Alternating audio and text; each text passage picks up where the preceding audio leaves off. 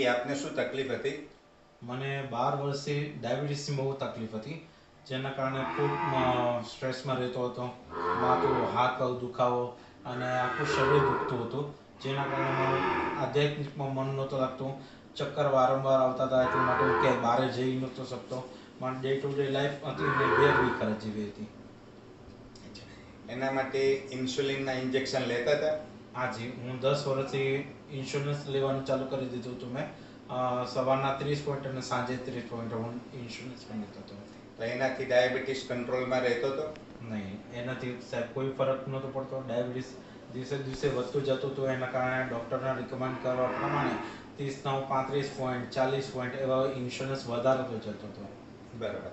તો અમારી કંપનીની માય લાઈફસ્ટાઈલ કંપનીની આ પ્રોડક્ટ તમને કોને બતાવી? અમારા ગામના એક સુનિલભાઈ કરીને છે, પંચાલ સુનિલભાઈ કરીને. એમણે પછી મારી સાથે મુલાકાત કરી. મને કે સ્વામીજી, આપણે આ ડૉક્ટરોની બધી દવા અજમાવી જોઈએ, પણ એક માય લાઈફસ્ટાઈલ કરીને છે કંપની, એની જો આયુર્વેદિક પ્રોડક્ટ છે, એની જો દવા લેશો તો બહુ સારું રહેશે. એટલે એક વખત આ કરી જોવામાં શું હર્જ છે. મેં કીધું લાવો એ અજમાવી જોઈએ આપણે. અને આયુર્વેદિક તો શાસ્ત્રમાં પણ લખેલું છે અને બધા રિકમેન્ડ પણ કરે છે. આપણા ભારતીય મૂળ સંસ્કૃતિના જેટલા શાસ્ત્રો છે એ બધા આયુર્વેદિક પર વધારે ડિપેન્ડેબલ છે. એટલે ચરક સંહિતાને બધું મેં વાંચન કરેલું. મને આયુર્વેદિક ઉપર જરા વધારે વિશ્વાસ હોય, એટલા માટે મેં પછી આ રસ્તો અપનાવી જોયો. તો ડાયબાલાઈફ સાથે બરાબર બીજી 3 પ્રોડક્ટ લીધી. એના કેટલા સમયથી આ પ્રોડક્ટ વાપરો છો? હું છેલ્લા 2 મહિનાથી આ પ્રોડક્ટ કન્ટિન્યુઅસ વાપરું છું. તો 2 મહિનાથી અત્યારે હાલ તમને શું રિઝલ્ટ મળ્યું? બહુ સારું એકદમ રિઝલ્ટ છે. 123 હમણાં છેલ્લું પરમ દિવસનું રિઝલ્ટ કહું તો 123 જમ્યા પછી ડાયાબિટીસ છે. એનાથી મારા ઇન્સ્યોરન્સ પણ બંધ થઈ ગયા છે. ડૉક્ટરે પણ મને કીધું કે હવે તમે ઇન્સ્યોરન્સ લઈ લે તો ચાલશે. એટલે સારામાં સારું રિઝલ્ટ છે.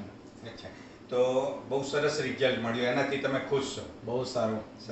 તો બીજા મિત્રોને જે આ પ્રોબ્લેમ હોય તો એ મિત્રોએ આ પ્રોડક્ટ વાપરવી જોઈએ? હાજી, હું ખાસ કરીને રિકમેન્ડ કરીશ.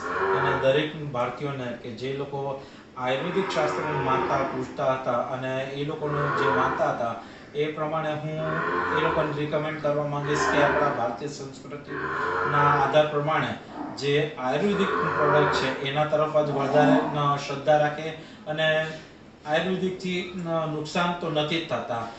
ફાયદા ભલે ધીમે ધીમે થતા હોય, પણ નુકસાન તો કોઈ પણ જાતના થતા જ નથી. એટલા માટે વધારે કરીને આયુર્વેદિક તરફ વધારે વળે લોકો, એ જ ખાસ અભ્યર્થના સાથે. તો સ્વામીજી, તમે સમય આપ્યો એ બદલ આપનો ખૂબ ખૂબ આભાર. જય શ્રી કૃષ્ણ.